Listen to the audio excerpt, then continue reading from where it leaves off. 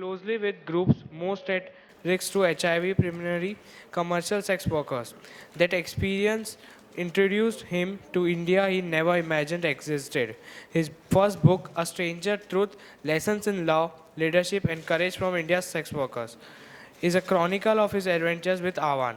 The book has won accolades in India and abroad, including from Bill Gates and Amitav Ghosh. More recently, the book has also won the Tata Lit Life Award for Best First Non-Fiction 2019. Currently, Ashok heads the Antra Foundation, an NGO he established aimed at public health delivery at scale in area of mother and child health and nutrition. With this, I would like to hand over the stage to you, sir. Action. So, I won't go through it all again, but maybe in my own way I'll introduce myself.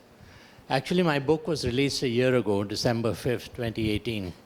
So my baby is exactly 1 year old, and I'm very proud of her because she's been received very well. In fact, just 2 weeks ago, it got the Best First Book of the Year nationally award. So I would like to say this, that people who read my book have two reactions. There's some people who say they just couldn't put it down, and they read it continuously for 6 or 7 hours and they finish it.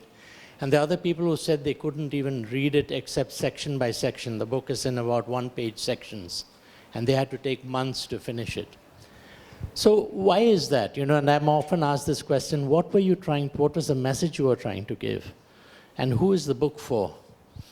Now, those of you who may be writers here will know that an author doesn't sit down and think, who am I writing the book for, and what is the message? There's a book inside him or her, and the book comes out. So let me try to answer the question another way. In 2003, I was a senior partner with McKinsey & Company, which is a well-known management consulting firm. And all of a sudden, I got an offer from the Gates Foundation to say, can you create a program that will stem the growth of HIV in India? HIV, there were fears then, would begin to gallop in India and go the African way. And somehow I dropped a career which I'd been there almost 20 years and jumped into this because I thought, if I didn't do this, I'd wonder for the rest of my life what it was like. But I had no notion what I was letting myself in for. I was suddenly pitchforked into an India which I never dreamt existed, which exists today, and which you and I are not even aware of. I can't describe that India to you. I will show you a sequence of photographs we took, which has no words or commentary to it. It'll last 3.5 minutes, and then I'll pick it up again.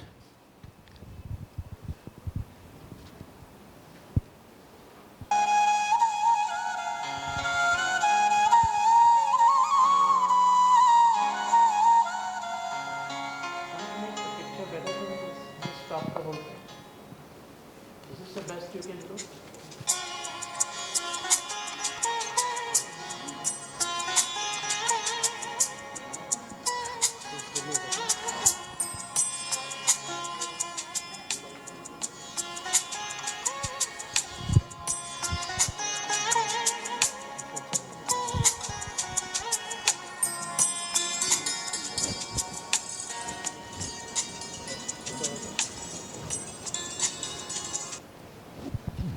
If that's the best you can do with your projection, I think I'd rather not do it.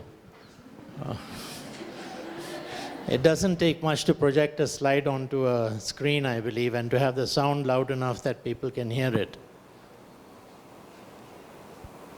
You want to try it again? To you. And the best way I can describe it, which very few people, I venture to say no one in this room knows about that other India.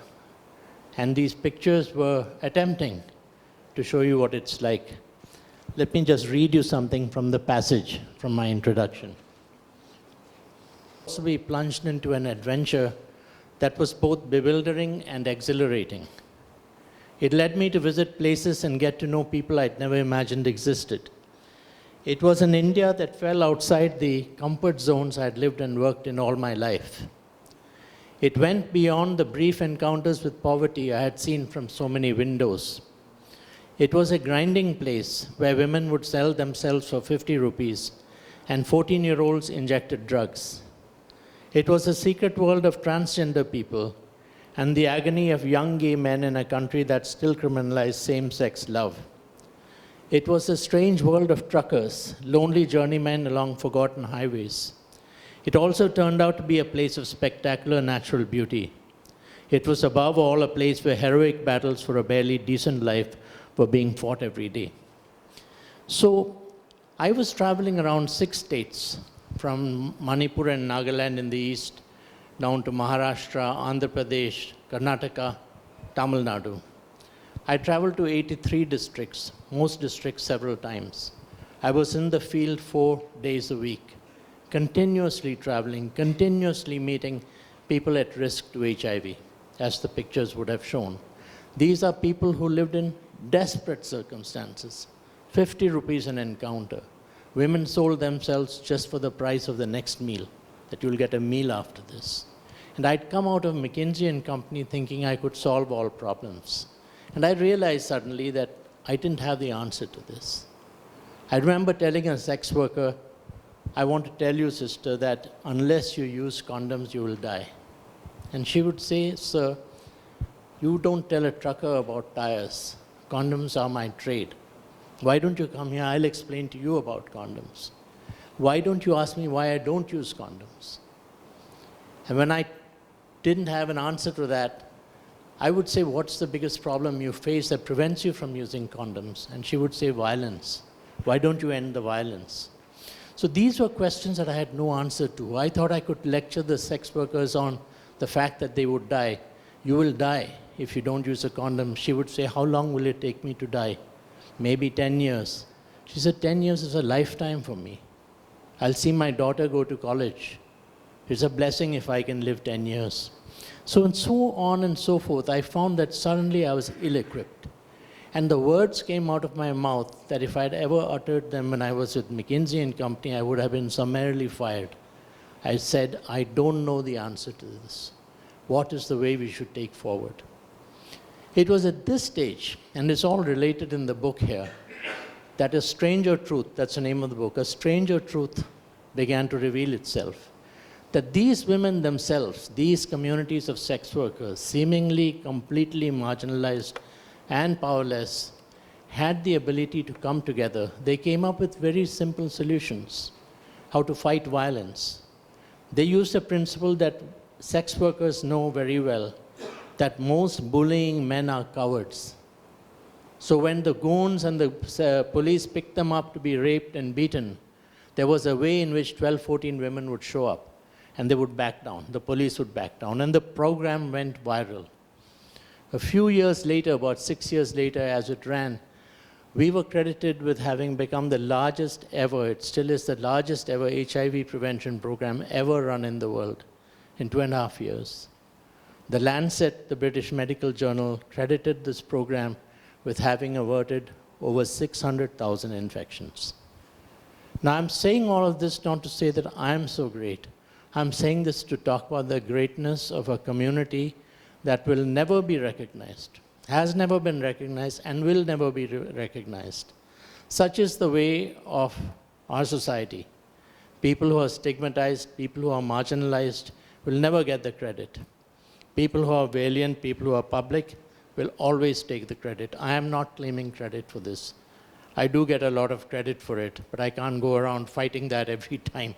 I'm telling all of you that the credit belongs somewhere else. So as this program went on, the program grew in size and scale. India today has a HIV prevalence of 0.2%. At that time, in many parts of the country, prevalence was like in Andhra Pradesh, 2.6%. 1% is considered a generalized epidemic by WHO. India was at 0.9% when we started, near the brink of a generalized epidemic. It is today 0.2%. The USA is 0.3%. We are one of the lowest HIV prevalence countries in the world today. And I am very proud that the teams I led had a lot to do with that. We can't take credit for that. A lot of people get into this battle. But the government gave us 83 districts, 81 of them were the highest prevalence districts in India where the government had refused to go in. So this is part of that. So let me go back to that question, like, why did you write this book? What is the message there? And I would answer it this way, that this is not a book about HIV. So don't be scared to read the book, because that's not a very exciting topic, HIV. Who would read a book? It's hardly, not even a book about sex work. This is a book about heroism. And it is a book about adventure. And that there is an adventure inside every person waiting to be had at some point in time. We tend to repress that feeling of adventure. It's a restless feeling that comes to you. It's not that you wake up in the morning and say, I'm off on an adventure. It's when you're in the middle of a career, when you're in the middle of something you love, it's when you're in the middle of your family, that there's a restlessness that often comes within you. And if you grab that, your life can change. And I see a lot of young people in the audience here. I was in my 40s when I took this adventure on. You can be 21, you can be 65, you can be 70. It's a human thing. And what is an adventure? An adventure is a journey where you don't know what the ending is. It's not the trail up the mountain track which has been traveled so many times. It's through the other phase. It's through the other route.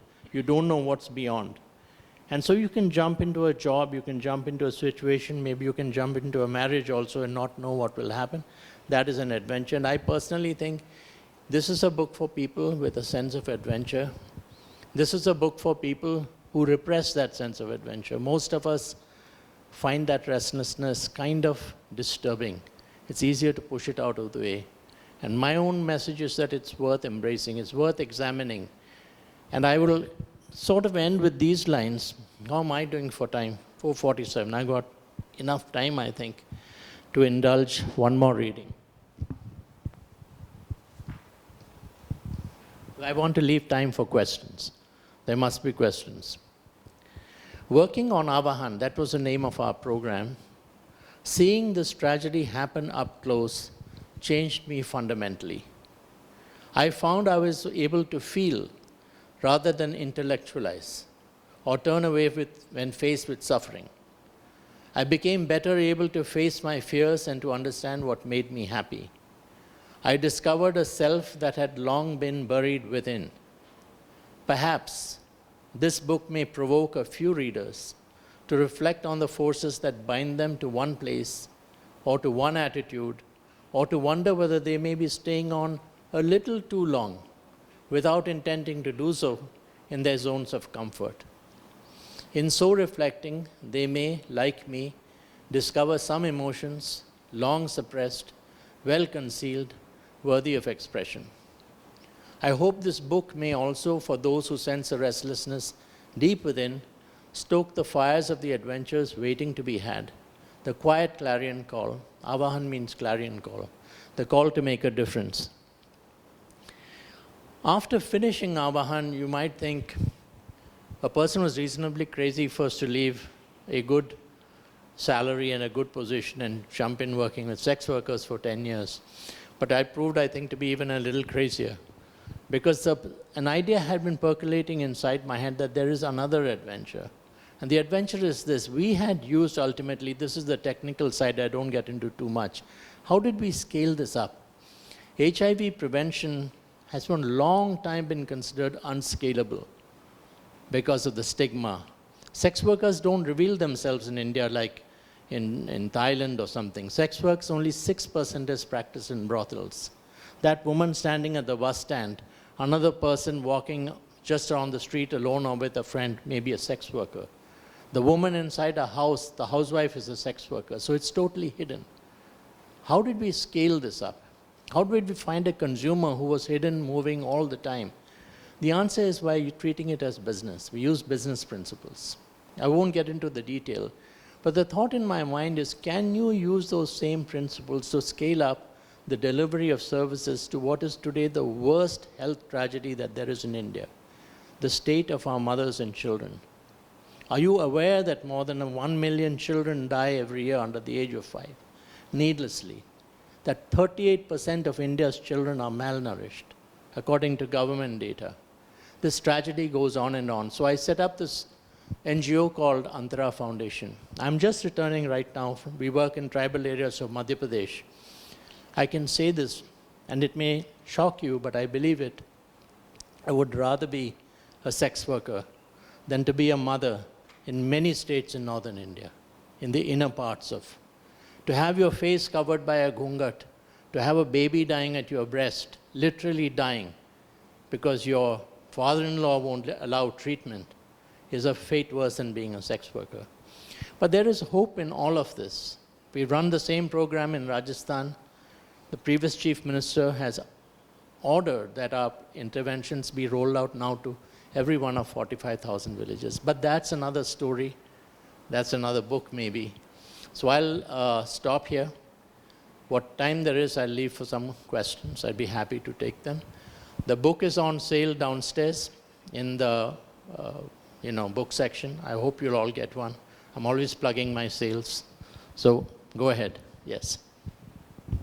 A youngster here wants a question. But I'll leave some time for all of you. Yes, Mr. Karthik. You'll have to make it very quick, Mr. Karthik.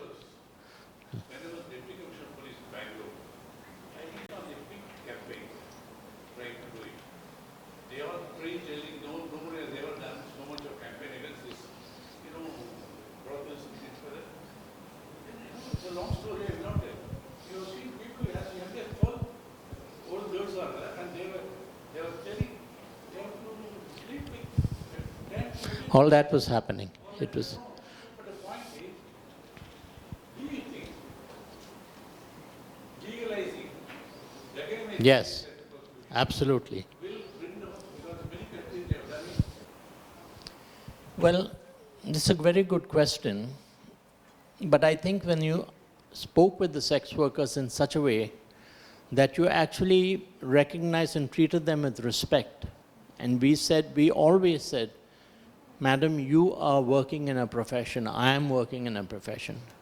You have a need to work in that. No woman chooses to join that profession. But now that you're in that profession, we treat you with respect. And when we understood that they would be part of a community of sex workers, almost 250,000 sex workers joined this program. There was a collective feeling of tremendous pride. In fact, it's interesting, women who are cutthroat competitors with each other were working together on a community basis.